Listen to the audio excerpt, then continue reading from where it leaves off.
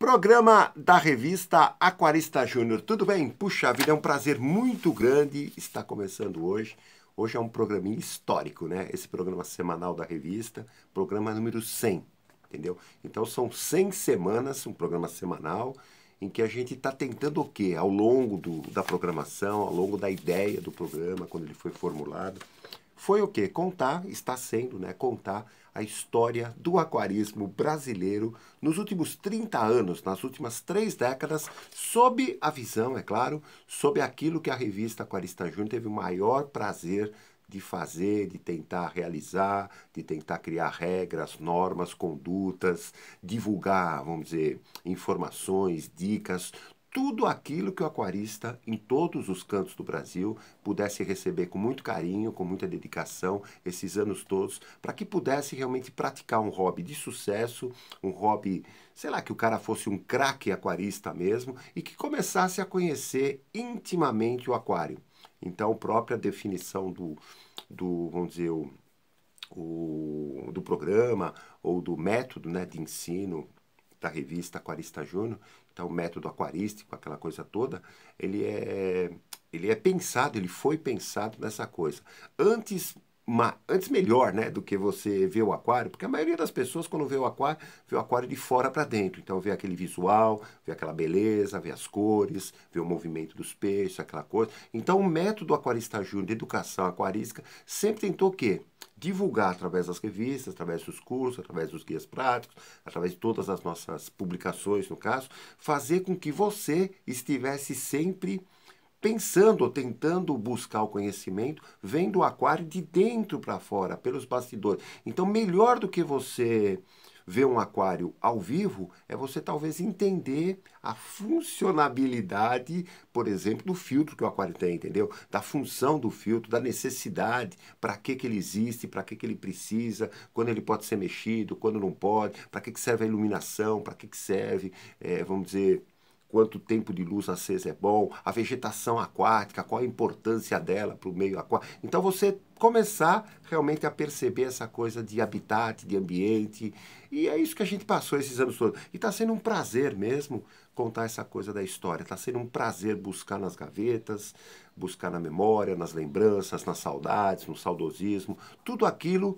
que a gente teve o privilégio de colaborar com esse engrandecimento do aquarismo brasileiro, que você vê que hoje muitos equipamentos, produtos, alimentos, acessórios. Então, quer dizer, o hobby do aquarismo globalmente, né? Ele está realmente forte nesse sentido. O conhecimento também gradualmente foi crescendo e a revista teve essa participação, teve essa colaboração toda. E eu tenho puxado, porque só para você ter uma ideia, hoje nós viemos contando, estamos contando, desde a pré-história, vamos dizer, do aquarismo, entre aspas, né? Contamos um pouco da década de 60, de 70, de 80, 88 foi lançada a revista, então a gente está vindo pá, pá, pá, pá, pá. Estamos hoje no final dos anos 2000, então estamos mais ou menos, no final dos anos 2000, desculpe, estamos no final do ano 2000, né? Entendeu? Não dos anos, do ano 2000. Vamos entrar no ano 2001.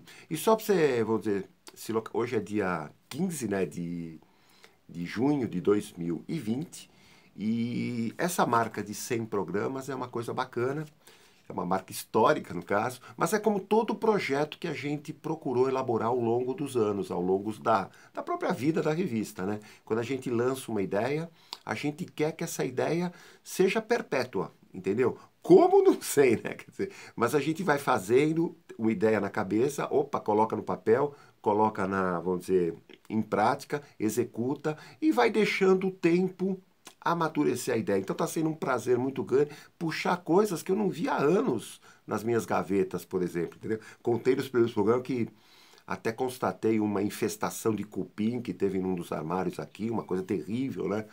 Que tive que combater, estou combatendo, né? Cupim não se combate assim de uma hora para outra, né? Então o que acontece?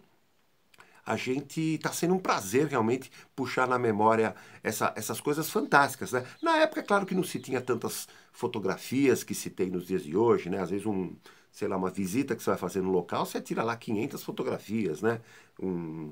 Antes não, antes era mais raro, era mais difícil tirar, mas mesmo assim a gente foi colecionando, eu sempre fui vamos dizer, eu sempre gostei de colecionar coisas assim, colecionar documentos. E no caso aquático, foi o que eu sempre gostei na vida, né? Quer dizer, essa coisa de peixes, aquários, peixes ornamentais, piscicultura, aquicultura, animaizinhos ligados aos peixes. Então, quer dizer, sempre fui ligado a caramujos, a plantinhas do aquário, a querer conhecer aquela coisa. Isso desde muito criança, né? Então, o que acontece? E ao longo dos anos tive essa oportunidade, e agora estou tendo, né? De tentar juntar por datas, vamos dizer assim, por épocas, né?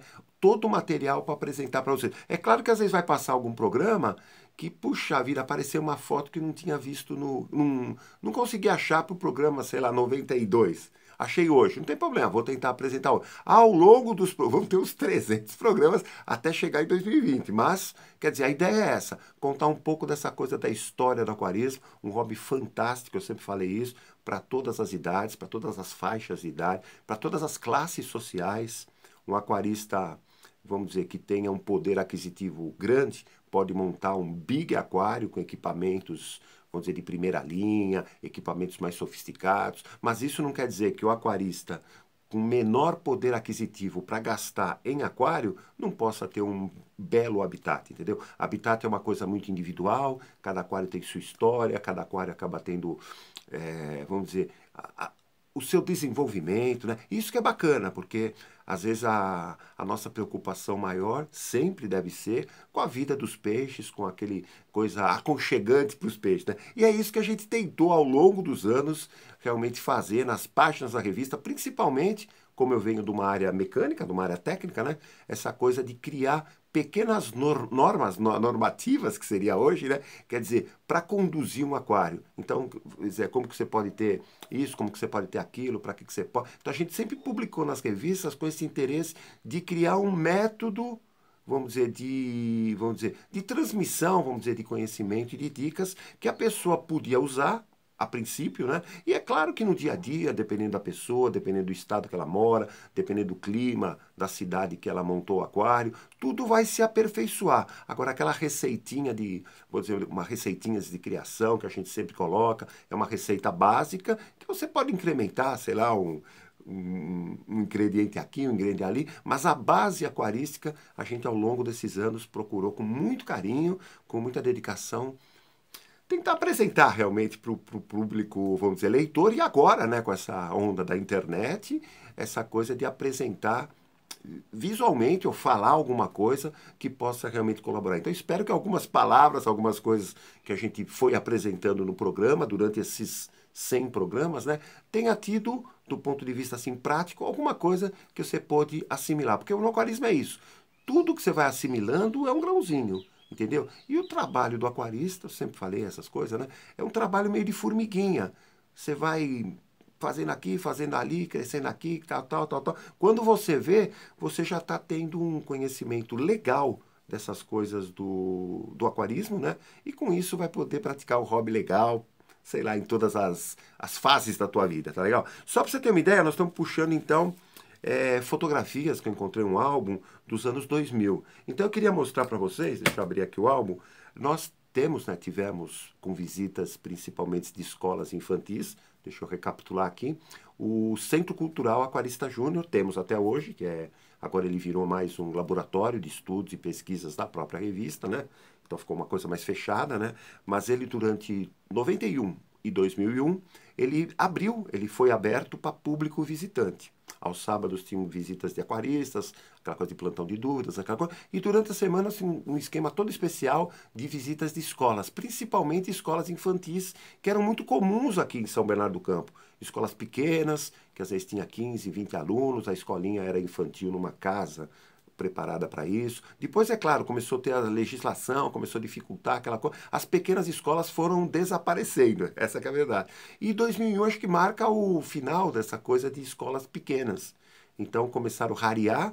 Então, mas o grande público nosso de 91 a 2000 eram escolas pequenas. Então vinha lá 15, 20 alunos, vinha com um período de escola, algumas maiores marcavam 2 dias para vir, vinha com ônibus escolar, entendeu? Quer dizer, era uma agradável visita, onde as crianças tinham a oportunidade de conhecer um pouco de aquarismo, dicas de habitat, de meio ambiente. Então era como se fosse expondo até aquela coisa do projeto que a gente tinha, era o projeto Aquarista Kids, que era o aquarismo, né, nas escolas, que era aquela coisa de usar, né, os peixinhos na educação ambiental. Então, quer dizer, eu tenho algumas fotos da época que é bacana mostrar. Deixa eu ver aqui, ó. Aqui a monitora mostrando, falando alguma coisa para as crianças, alguns posters existiam nas paredes, né? No caso aqui é um pôster de baleia, no caso, né? Agradava muito. Aqui um grupo, ó, professora, tá vendo? Os aluninhos. Na época era tudo mais ou menos comportadinho. Aqui, ó, as crianças ao redor de uma caixa d'água, uma caixa... Na época tinha algumas caixas lá de... Até hoje tem, né? De fibra ou de plástico, né? Essas caixas d'água que na época eram novidades e a gente tinha esse interesse até em estudar as caixas, porque elas tinham um cheiro forte, algumas de resina ou de plástico, e tinha aquele perigo, falar, poxa, será que é bom para os peixes, será que não é? E a gente teve essa curiosidade de fazer alguns testes, algumas coisas, e teve uma vez que um próprio fabricante, um dos fabricantes de caixa falou, não, fica tranquilo, essas caixas foram feitas justamente para as residências. Então, quer dizer, se é potável, se é atóxico para as pessoas, claro que vai ser para os peixes. E comprovou ser práticas, ser leves, fácil manuseio, aquela coisa toda. E até hoje a gente usa com muito carinho as caixas d'água de fibra, né? Que as primeiras eram de fibra, hoje em dia até de plástico, né? Aqui um grupo também de algumas mães, algumas professoras e alguns aluninhos que visitavam, até uniformizado às vezes. Deixa eu ver se tem outro aqui também, ó. Pequenas peças de museu vamos dizer, apresentados pela monitora, né? Minha esposa, a Rosimeire. Até meu filho, tá vendo lá, criancinha, ajudava também. Então era um monitor mirim falando coisas para as crianças. Então, se isso daqui, ó, essas fotos são de junho de 2000. Então, na época, meu filho, junho de 2000, 10 anos. Então, era uma criança de 10 anos dando algumas informações aquarísticas para umas crianças, sei lá, de 6, 7 aninhos, um pouquinho menos às vezes. Tá vendo aqui que legal? Deixa eu ver se tem mais alguma coisa aqui. Apresentando algumas peças de museu também, que sempre tinha algumas conchinhas, algumas peças taxidermizadas, né, embalsamadas, mostrando uma casca de tartaruga que faria o maior sucesso. Porque tá vendo o tamanho da casca? Era uma casca grande. Até na época, acho que meu pai conseguiu numa peixaria essa casca muitos e muitos anos atrás, né? E era uma casca, para mim era grande, imagina para as crianças, né? Então as crianças ficavam admiradas. E aqui era a parte de dentro da parte interna da casca, né? Então era uma casca de tartaruga que realmente, vamos dizer, agradava aos visitantes. Aqui, de novo, Rosimeire, a monitora, dando algumas informações para as crianças. Às vezes, um próprio aquário que não estava tão cristalina a água, era motivo para os monitores falarem alguma coisa sobre águas, sobre algas, sobre água verde, sobre a importância do plâncton, da alimentação dos peixes, dos micro-animaizinhos, porque às vezes em meio à água um pouco verde, às vezes no vidro, você via alguns vermezinhos andando, alguns caramujinhos, e a gente tem até hoje, né, uma lente de aumento, em que você via a lente de aumento, então você via, vamos dizer, o vermezinho se movimentando no vídeo. Então, para a criançada, era uma maravilha. Até para as televisões, que às vezes vinham no aquário, ficava abismado, porque a câmera focalizava, vamos dizer, o vermezinho pequenininho. Na televisão aparecia na tela grande da televisão mesmo. Então ficava uma coisa curiosa do ponto de vista de informações sobre o mundo aquário. Olha como as criancinhas também eram comportadinho, ó, sentadinhas todas no chão, o monitor mirim dando Fábio, né? O monitor mirim dando as pequenas informações, aquela coisa toda. Então as crianças ficavam, as escolas ficavam mais ou menos 1 hora e meia, 2 horas dentro do aquário público, né, de São Bernardo do Campo, do Centro Cultural Aquarista Júnior, pegando esses tipos de informações. Algumas escolas levavam um lanchinho, algumas escolas rapidamente, era sempre no meio, vamos dizer, durante a escola mesmo, né? Durante vamos dizer, o horário escolar, né, que as escolas vinham. Aqui também dá para ver um pequeno escorregador que tinha num pátio lá que a gente tinha. Então as crianças também brincavam de escorregador, numa época que criança brincava de escorregador, né? Hoje talvez teria que ter uns videogame, alguma coisa para dar um entretenimento para as crianças. Mas na época tínhamos, só para você ter uma ideia, o escorregador, que era de ferro até, né? Tínhamos algumas piscinas de criança vazias com essas bolinhas. Tinha também alguns brinquedos infláveis, então eu lembro, tinha um jacaré inflável, acho que tinha um jacaré, tinha um tubarão inflável, tinha uma foca grande, ou um leão marinho, não lembro direito, tinha uma baleia assassina, uma orca, né, grandona, para criança é enorme, né? E ficou durante muito tempo o entretenimento das crianças durante a visita do, vamos dizer, a visita da escola, ou a visita das escolas ao Centro Cultural Aquarista Júnior, tá legal? Então, quer dizer, a gente sempre procurou ter essas coisas de, vamos dizer, de mostrar, né? Vamos dizer, mostrar o que era interessante para as crianças. Eu também queria mostrar aqui uma parte que nós tínhamos, né, na época, uma parte de jabutis também, né? Que tinha uma permissão mais tranquila de ter, né? Então aqui tinha uma caixinha de areia, dá para ver aqui, tinha uma rampa em que eles eventualmente podiam subir. Essa caixa de areia, com o tempo, dá para ver até um jabuti dentro dela, né? Essa caixa de areia, depois a gente colocou outras caixas com terra, né, no caso, né? Aqui um quintal, cimento rústico, algumas plantas mesmo que ficavam em volta do espaço, né? Era aquela planta dólar, né? Algumas eles comiam, claro, que aqui tinha acesso, aquela coisa toda. Então, quer dizer, devagarzinho a gente ia, vamos dizer, cuidando e aprendendo coisas sobre as tartarugas, né? Aqui o pratinho de comida delas, né? Desculpe, jabutis, né?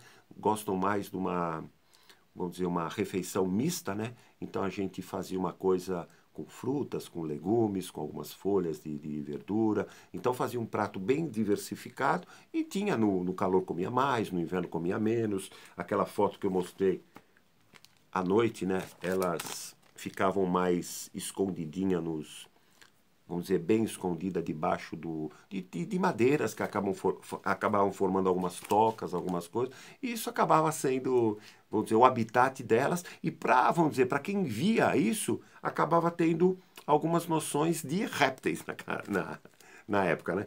Deu pra entender? Deixa eu ver, papapi, papapá. Aqui minha sobrinha Maíra, meu irmão Daniel, durante uma época também colaboraram com a gente, foram, nessa época, né, 2000 e pouco, foram monitores lá do aquário também. Aqui piscinas de criança, tá vendo? Montadas para serem aquaterrários. Então dá para ver algum vasinho de planta, dá para ver? Dá para ver um tijolo, dá para ver uma bacia de areia. E aqui existiam tartarugas aquáticas, entendeu? Então elas subiam às vezes no tijolo, subiam na bacia de areia. Aqui era um ambiente que era coberto, mas tinha telhas transparentes e batiam raios de sol durante uma parte do dia. E isso a gente acabava sendo um grande atrativo para a visita das crianças, entendeu? Então, quer dizer, aqui mais um espaço do aquário, quer ver? Ó? Algumas tilápias grandes, né? Elas estão em destaque, as crianças observando. Aqui na frente tinham alguns aquarinhos pequenos que a gente procurava manter alguns caranguejos do mar, que a gente tinha um trabalho de observação, de estudo aqui na Baía de São Vicente, e existiam, até hoje existem, né, caranguejinhos coloridos. Então, alguns que eram verdinhos, alguns que eram vermelhos, alguns que eram, vamos dizer, meio amarelado. Então, a gente procurava manter um pequeno habitat para os caramujos, para os caranguejos marinhos, entendeu? Aqui uma parte do pátio, algumas cadeiras de plástico que a gente tinha para deixar as crianças mais à vontade, aquela coisa toda. Aqui uma foto que eu gosto de mostrar, que é uma foto de alguns aquários, e dá para ver na frente aqui algumas peças do nosso museu, né? Algumas conchas, alguns pôsteres de peixes nas paredes. Então o aquário era visualmente poluído, entendeu? Com, vamos dizer, mostrando coisas que vamos dizer, que acabavam, vamos dizer, atraindo a curiosidade das pessoas, entendeu? Aqui dá para ver mais crianças também observando uma pequena mini aula, aquela coisa toda. Deixa eu ver se tem mais alguma coisa. Aqui os posters, alguns posters nas paredes, também as professoras. Então, quer dizer, a gente procurava mostrar essas curiosidades ligadas ao mundo aquático. São Vicente, aqui litoral de São Paulo, Baixada Santista, sempre também foi um foco desde 95, quando inauguramos o posto avançado Aquarista Júnior, em que pesquisas, observações, estudos, anotações, vamos dizer, coisas que a gente ia observando sobre habitats, sobre peixes, sobre animais marinhos, no caso, ou sobre animais, vamos dizer, de água salobra, aquela coisa toda, tínhamos uma ideia de explorar, né? De contar o que acontecia do litoral sul, que era Peruíbe, subindo até o litoral norte, Bertioga. Então, de Bertioga a Peruíbe era o campo de ação, até hoje é, né? Do posto avançado Aquarista Júnior. E aqui tem algumas fotos de julho de 2000 de São Vicente. Os cascudinhos de praia que a gente durante muito tempo coletava, era só para você ter uma ideia, até hoje existem, eles são pouco exigentes, no caso, rústicos, entendeu? E tem uma vida toda ela curiosa, entendeu? Tanto na praia, tanto próximo das pedras, aquela coisa, como em aquário, em que exigem baixa aeração na água, exige uma movimentação de água quase parada, entre aspas, é quase que um beta, entendeu? Aqui córrego, né? Córregos de águas pluviais, que existem, até hoje existem muito em São Vicente, e que tem toda uma vida ligada, vamos dizer, a plantas aquáticas que ficam marginais ou mergulhadas no córrego, e peixinhos também. Hoje tem até tilápia nesses córregos. Tem tilápias, tem alguns carás que a gente vê, alguns ciclídeos, e sempre teve muito guaruzinho, muitos, né? Então aqui dá para ver uma foto, aqui dá para ver uma foto mais na avenida, mostrando o córrego. Esse é um dos córregos, né? Que aí no caso tem uma mureta, né? Aqui vamos dizer, um tipo de uma passarela que passa por cima dele para passar de um lado para o outro, entendeu? Deixa eu ver. Aqui dá para ver uma coisa bacana também que eu gosto de mostrar. As plantas que acabam ficando semi-mergulhadas nas margens do córrego, entendeu? Córrego do Água Doce que recebe água da chuva, recebe eventualmente água da pessoa que lava a calçada, recebe um pouco de esgoto, claro, né? E tem toda uma vida aquática aqui, por incrível que pareça. Então você vê isso e não é de hoje, hein, meu? Hoje o mundo está um pouco mais poluído, aquela coisa toda, mas isso existe desde a desde quando eu nasci, né? Desde o final das década de 50, já existiam os córregos, hoje estão mais, vamos dizer, mais assim, entre aspas, não, nem tão diferentes, estão praticamente iguais, né? Mas a vida aquática sempre prosperou nesses lugares. Aqui dá para ver, ó, uma parte do córrego, uma forte, vamos dizer, vegetação, tá vendo nele aqui, ó? Uma forte vegetação que acompanhava ele. Deixa eu ver aqui mais. Coletas à beira-mar que a gente fazia, então aqui eram observações à beira-mar, tá vendo aqui, ó? Aqui a parte de cracas, né, que a gente observava nas pedras, principalmente quando estava a maré baixa. Aqui também cracas. No Aquário de Santos, um dos grandes, vamos dizer, símbolos aí, vamos dizer, vamos dizer, para quem gosta de peixes, de aquário aqui da Baixada Santista, né? Então, um grande aquário de Oscars na época, né? É isso, né? Entendeu? Deixa eu ver se tem mais aqui, ó. Aqui também, ó, aquário de Oscars. Aqui as crianças, no caso, observando o que estavam vendo num pequeno córrego também, isso na Baixada também. Deixa eu mostrar aqui, ó, maré meia baixa. Porque na maré baixa que você consegue ver incrustações, algas, coisas que existem nas pedras, nas rochas beira-mar, essa coisa de quebra-mar, essa coisa de costão meio rochoso. E em São Vicente, principalmente na Baía de São Vicente, nós temos a Ilha Porchá e vários quebras-mares, em que você encontra formação, olha aqui, que formação legal, tá vendo? Na maré baixa. E aqui também, olha, a formação de algas que em determinado horário do dia ficam até expostas ao sol. Olha que bacana, entendeu? Então, quer dizer, tudo isso, a gente... aqui tem uma foto histórica também, no Aquário de Santos. Esse é meu filho, Fábio, na época, então 2000, 2001, 10, 11 aninhos, né? Em que ele ficou perto de um aquário, num aquário que tinha Oscars. Então era um aquário que tinha muitos Oscars, né? E olha que coisa curiosa, né? Ele tá olhando, tirei a foto, depois que a gente veio perceber, né? E vários Oscars estão quase que do ladinho dele, tipo, observando ele. Entendeu? E teve esse episódio bacana, porque ele fica... E o aquário para criança, né? Os visores de vidro lá do Aquário de Santos é grande, né? Então ele ia para um lado, assim, os Oscars acompanhavam. Ele ia para o outro, opa, os Oscars acompanhavam. Então tinha toda uma interação. Criança, peixes. Peixes, criança. Então aquela história, quer dizer, peixes conseguem ter, entre aspas, um carinho especial pelos humanos? Claro que sim. Como qualquer animal, entendeu? E nessa época a gente tinha muito isso de observar esses tipos de coisa, né? Uma coisa que eu queria falar também, deixa eu ver, papapê, papapá, Aquário de Santo, nós tivemos também, numa época, a FEIPESCA não, como que chamava lá a feira? Puxa, eu não vou lembrar a feira. Acho que era FEIPESCA mesmo, né? Em que no ano 2000, aqui meu irmão Daniel, do Ilho, eles participaram junto com uma loja que existia na época, uma loja Coral Aquarium, na Lapa, né? Lapa, na Rua Clélia, né? Então eles montaram um stand lá na FEIPESCA, e meu irmão e um grande amigão nosso do Ilho, que desenha os peixes, aquela coisa toda, eles colaboraram tanto na montagem da stand deles lá, como fizeram uma exposição, vamos dizer, uma explanação, tá vendo aqui na parede, dos guias práticos Aquarista Júnior. Aqui era numa das estandes lá da FEIPESCA, montaram um mini laguinho para mostrar, vamos dizer, um atrativo para um dos estandes lá que mexia, parece, com bombas, essas bombas de circulação de piscina, né? Aqui o stand do Instituto aqui de Pesca, né? Aqui do Parque da Água Branca, aqui o pessoal do Instituto de Pesca. Olha que legal, entendeu? Tudo fotos do ano 2000. Deixa eu ver aqui também. Aqui uma parte da FEIPESCA também.